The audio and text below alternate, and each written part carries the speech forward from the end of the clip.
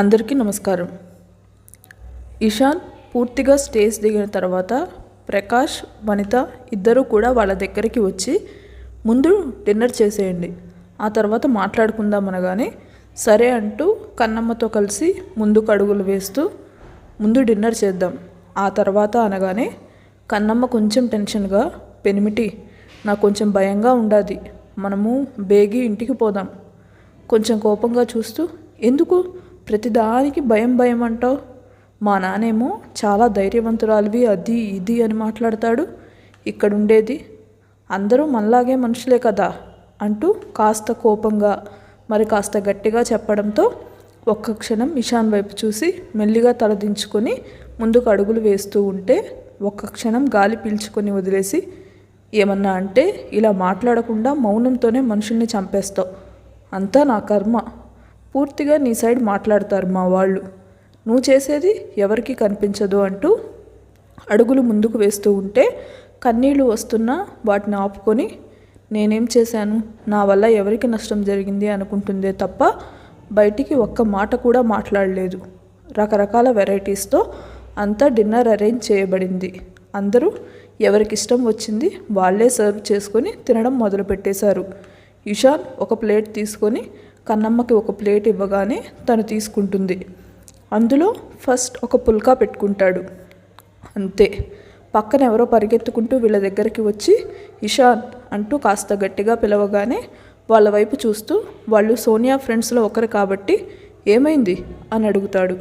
అటు ఇటు చూసి అర్జెంటుగా ఇట్రా, చాలా అర్జెంట్, ఇంపార్టెంట్ అంటూ టెన్షన్గా అడగటంతో ఒకసారి కన్నమ్మ వైపు చూసి ఇప్పుడు కాదు, నేను తర్వాత వస్తాను, తను ఒంటరిగా ఉంది అనగానే అక్కడ ప్రాణాలు పోయే పరిస్థితి అంటాడు. అయోమయంగా చూస్తూ ఎవరి ప్రాణాలు అని అడగగానే కన్నమ్మ మాత్రం అలాగే చూస్తూ ఉంటుంది. ఇట్స్ అర్జెంట్, సోనియా చాలా సీరియస్గా ఉంది అనగానే వాట్ అంటాడు. తను పెట్టుకున్న ప్లేట్ అక్కడే పెట్టబోతూ ఉంటే కన్నమ్మకి ఎందుకో మనసు కీడు శంకిస్తూ ఉంది. వెంటనే ఇషాన్ చేయి పట్టుకొని పెనిమిటి అంటుంది. సోనియా ఫ్రెండ్ మాత్రం అక్కడ మనిషి ప్రాణాపాయ స్థితిలో ఉంటే నీకు ఈ అడవి మనిషి గురించి అంత దిగులుగా ఉందా అని కాస్త కోపంగా అడుగుతాడు.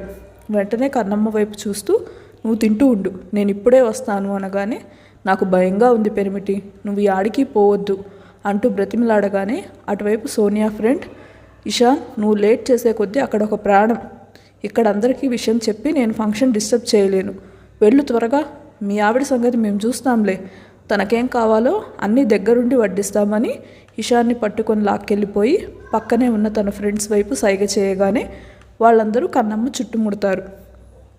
ఇషాన్ని నేరుగా కాస్త దూరంలో ఉన్న ప్లేస్కి తీసుకువెళ్ళగానే సోనియా పేరెంట్స్ ఏడుస్తూ ఉంటారు. తన నోట్లో నుండి నురగలు వస్తూ ఉన్నాయి. ఒక్క క్షణం ఇషాన్కి ఏమీ అర్థం కాలేదు. పరిగెత్తుకుంటూ వెళ్ళి ఏమైంది అంటూ తన చేయి పట్టుకుంటాడు. సోనియా పేరెంట్స్ మాత్రం ఏమైందని అంత మెల్లిగా అడుగుతారేంటి బాబు, మీద ప్రేమ చంపుకోలేదు నా కూతురు, అందుకే తను ఆత్మహత్య చేసుకోవాలని పాయిజన్ తీసుకుంది, వాట్ అంటూ పెద్దగా అరుస్తూ మీకేమైనా మెంటలా, సూసైడ్ అటెంప్ట్ చేస్తే ఇక్కడే ఉంచారు, తన్ని హాస్పిటల్కి తీసుకువెళ్ళొచ్చు కదా అనగానే ఎక్కడో చాలా చిన్నగా మాట్లాడుతూ ఒక్కొక్క మాట కూడా తీసుకొని నేనే వద్దని చెప్పాను ఇష్యూ, చస్తే నీ చేతుల్లోనే చావాలి, ఎలాగో కలిసి జీవితం పంచుకోలేకపోయాను, ఇలాగైనా సరే నీ చేతుల్లో చచ్చిపోయే అవకాశం ఉంటుందని మా మమ్మీ డాడీని వద్దని చెప్పాను, అలాగని అందరికీ చెప్పి ఫంక్షన్ డిస్టర్బ్ చేయలేను. ఇషాన్ కోపంగా మీకు మెంటల్ ఏ స్టేజ్లో ఉందో తెలియట్లేదు అంటూ తనే స్వయంగా ఎత్తుకొని ముందు మీరు వెళ్ళి కార్ తీయండి నేను తీసుకొస్తాను అంటూ తన్ని తీసుకొని ఇంకో సైడ్ నుంచి వెళ్తూ ఉంటే ఇక్కడ కన్నమ్మ మాత్రం అందరి వైపు అయోమయంగా కొంచెం భయంగా చూస్తూ దారి తప్పుకోండి, నేను నా పెనిమిటి దగ్గరికి పోవాలా, వాళ్ళు మాత్రం వెటకారంగా చూస్తూ కాస్తుండి ఇడియట్ అని ఒకడు ముందుకు రావడంతో వాడి వైపు కోపంగా చూస్తూ మాటలు మర్యాదగా రాని, అసలు ఎవడివిరా నువ్వు అంటుంది. ఇంకొక అమ్మాయి ఎంత పొగరే నీకు, సోనియా ఫ్రెండ్స్ని ఇలా అంటావా నువ్వు, అయినా నీకు దృశ్యం చూపించాలి అంటూ పక్కనే ఉన్నవాడు సైగ చేయడంతో నీ భర్త ఇప్పుడు నీ భర్త కాదు, పూర్తిగా మా ఫ్రెండ్కి మళ్ళీ దాసోహం అయిపోయాడు, నిన్ను వదిలించుకొని తన్ని పెళ్లి చేసుకోవాలనుకుంటున్నాడు, అందుకే తనకు చిన్న కాలు నొప్పి వచ్చినా భరించలేక నీ ముఖం ఇక్కడ చూడడం ఇష్టం లేక అదిగో దూరంగా తీసుకువెళ్తున్నాడు చూడు అంటూ తను పక్కకు తప్పుకోవడంతో అప్పుడే ఇషాన్ సోనియాని ఎత్తుకొని ఎంట్రన్స్ వైపు తీసుకువెళ్ళడం కనిపిస్తుంది. అంతే, ఒక్క క్షణం షాక్ అయిపోతుంది కన్నమ్మ. తనకి నోట మాట రావట్లేదు. అసలు ఆ పరిస్థితిని ఎలా అర్థం చేసుకోవాలో కూడా తెలియట్లేదు. మెదడంతా మొద్దుబారిపోయి గుండెంతా మెలిపెట్టినట్టు అవుతూ కళ్ళల్లో నుండి నీళ్లు రావడం మొదలైపోయాయి. ఆ దృశ్యం చూసిన సోనియా ఫ్రెండ్స్ అందరూ కూడా వాళ్ళ ప్లాన్ సక్సెస్ అయినందుకు మనసులోనే సంబరపడిపోతూ ఇంకా ఇంకా కన్నమ్మ మనసు విరిచేయడం మొదలు పెడతారు. అసలు నీలాంటి దాన్ని ఎవరైనా పెళ్లి చేసుకుంటారా? మొదటి నుంచి నువ్వంటే మా ఇషాన్కి ఇష్టం లేదు. తను ఒక మిస్ ఇండియాని పెళ్లి చేసుకోవాలనుకున్నాడు. అదంటే కూడా నీకు తెలియదని నాకు తెలుసు. ఎందుకంటే నువ్వు ఒక చదువు లేని మొద్దువు కదా. అసలు నీ మీద అంత ప్రేమ ఉంటే అందరికీ పేరు పేరున నిన్ను భార్యగా పరిచయం చేసి నీ వెంటే ఉంటాడు.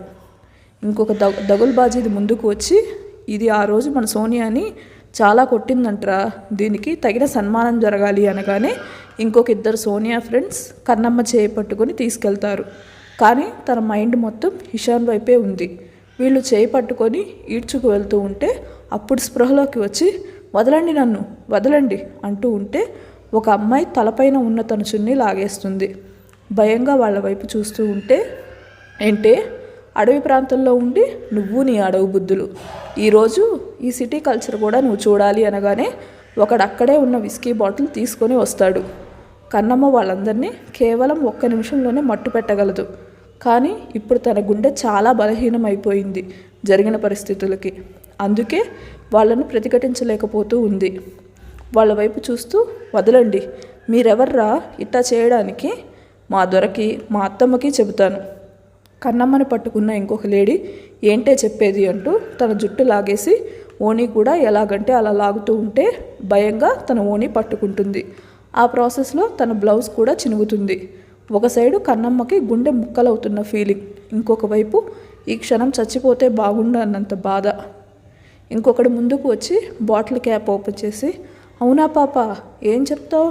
ఇది ఫుల్గా కడుపులోకి పోసేసి ఆ తర్వాత విషయం చెప్పు, మేము కూడా వింటామంటూ కన్నమ్మ జుట్టు పట్టుకోగానే మరుక్షణంలోనే వాడెగిరి అవతల పడతాడు. వీళ్ళందరూ కూడా వాంటెడ్గానే ఒక సైడ్కి రావడంతో, అది కాక డీజే సౌండ్ వల్ల గోల ఎవరికీ తెలియలేదు. కన్నమ్మతో పాటు మిగిలిన వాళ్ళు కూడా ఎదురుగా చూడగానే ప్రళయకాల రుద్రుడిలాగా కనిపిస్తాడు చక్రి. అప్పటి వరకు పోతున్న ఊపిరి ఆ క్షణం అందినట్టు అనిపిస్తుంది కన్నమ్మకి. చక్రమన్న అంటూ 2 అడుగులు ముందుకు వేయగానే చక్రి కూడా స్పీడ్గా తన దగ్గరికి వస్తాడు. చక్రి గుండెల మీద తలపెట్టుకుని మాట కూడా రాకుండా ఎక్కిళ్ళు పెట్టి ఏడవటం మొదలు పెడుతుంది. తన్ని అలా చూడగానే గుండె తరుక్కుపోతుంది చక్రికి. అసలు మామూలుగా ఏం జరిగిందంటే వీళ్ళకు కూడా ఇన్విటేషన్ వచ్చింది. చక్రి ఇషాన్తో గొడవ పడిన తర్వాత, అదే కాకుండా సింగపూర్లో ఉన్న వాళ్ళ బ్రాంచ్లో అర్జెంట్ వర్క్ ఉండి వెళ్ళాడు. ఈరోజే వచ్చాడు. వచ్చిన వెంటనే తన పేరెంట్స్ ఫోన్ చేశారు. ప్రకాష్ అంకుల్ వాళ్ళ అబ్బాయిది ఎంగేజ్మెంట్ ఉందంట, నువ్వు వెళ్ళు అని. టైర్డ్గా ఉన్నాను మమ్మీ, నేను వెళ్ళలేను అన్నా కూడా మళ్ళీ ఫీల్ అవుతారు, మేము ఇక్కడ ఎలాగో లేము కదా, నువ్వైనా వెళ్ళు అని వాళ్ళు బలవంతం పెట్టడంతో ఈవినింగ్ వరకు రెస్ట్ తీసుకొని మళ్ళీ మెయిన్ బ్రాంచ్కి వెళ్ళి వచ్చేసరికి లేట్ అయింది. తీరా ఇక్కడికి వచ్చేసరికి ఎంగేజ్మెంట్ కూడా ఫినిష్ అయిపోయింది. తన కార్ పార్క్ చేసి వస్తూ ఉంటే ఇంకొక వైపు ఇషాన్ సోనియాని ఎత్తుకొని వెళ్తూ కనిపిస్తాడు.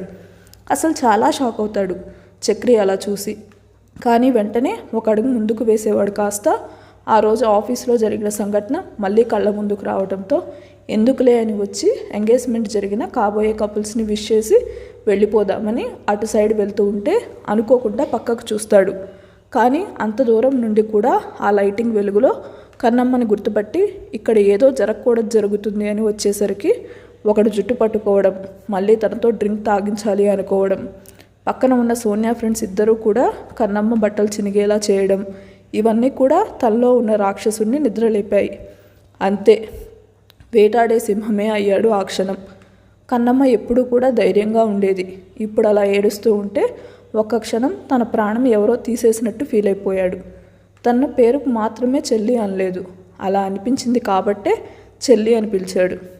ఇప్పుడు తన సొంత చెల్లి కష్టంలో ఉన్నట్టు బాధపడిపోతూ ఉన్నాడు. కన్నమ్మ అలా గుండె మీద తలపెట్టగానే ఒక చేత్తో తన భుజం చుట్టూ చేయి వేసి ఇంకొక చేత్తో మెల్లిగా వెన్ను మీద నిమురుతూ, భయపడకు బంగారం, నేను వచ్చేసాను కదా, ఎందుకురా అంత టెన్షన్ పడుతున్నావు అనగానే గుక్క పెట్టి ఏడుస్తూ తల తిప్పి వాళ్ళందరి వైపు వేలు పెట్టి చూపిస్తూ, నాకు ఈడ ఏమీ బాలేదన్నా, నన్ను తీసుకుపో, నేనేడు ఉండలేను, వద్దొద్దు, ఈ పట్నపు గాలే నాకు పడలేదు, నన్ను మా గూడెంలో వదిలిపెట్టు, నాకు ఎవరూ వద్దు, ఈ పట్నంలో ఉండేవాళ్ళు మనుషులు కాదు, అడవి జంతువుల కంటే హీనం అంటుంది. ఇప్పుడు తనకు జరిగిన అవమానం గురించి తలుచుకుంటూ వెంటనే తన భుజం దగ్గర ఏదో తేడాగా కనిపించడంతో ఒక్క క్షణం చూస్తాడు. ఇంతకుముందు వాళ్ళు తన డ్రెస్ లాగినప్పుడు అక్కడ బ్లౌజ్ చిరిగి ఉంటుంది. వెంటనే తను వేసుకున్న కోట్ తీసి కన్నమ్మ చుట్టూ కప్పేసి వాళ్ళ వైపు చూస్తూ ఒక్కొక్కడిని పిచ్చకొట్టుడు కొడతాడు. సుమారుగా అక్కడ 6-7 మంది వరకు ఉన్నారు, లేడీస్ కాకుండా. కన్నమ్మ భయంగా ఇషాన్ తన భుజాల చుట్టూ కప్పిన కోట్ గట్టిగా పట్టుకొని ఏడుపు కూడా బయటికి రాకుండా అలాగే ఉండటంతో కన్నీళ్లతో అలాగే చూస్తూ ఉంటుంది. చక్రి అక్కడ ఉన్న లేడీస్ వైపు చూస్తూ, కేవలం ఆడవాళ్ళు అన్న కారణంతో వదిలేస్తున్నాను, ఇంకొకసారి నా చెల్లిని ఇబ్బంది పెట్టాలని చూస్తే చంపి పాతేస్తాను, ఈడియట్స్ అనగానే కన్నమ్మ వెంటనే చక్రి చేయి పట్టుకొని, అన్నా ఈడ వద్దు, నీకు దండం పెడతా అన్నా, నన్ను తీసుకుపో, నేను ఈడింకొక క్షణం ఉన్నా కూడా బలవంతంగా నా పానాలు తీసుకుంటా అంటుంది. వెంటనే తన దగ్గరికి వచ్చి చేయి పట్టుకుంటూ, అలా అనుకురా, నీకు ఈ అన్నయ్య ఉన్నాడు, నీకు అంత కర్మేం పట్టింది, పద అంటూ వెనక్కి తిరిగి వాళ్ళ వైపు వేలు పెట్టి బెదిరిస్తూ, మీకంటే వీధిలే తిరిగే కుక్కలు నయంరా వెదవల్లారా తూ అంటూ ముఖం మీద ఉమ్మేసి అక్కడి నుండి తన్ని తీసుకువెళ్తాడు. కన్నమ్మ మాత్రం ఏడుపు అస్సలు ఆపలేదు.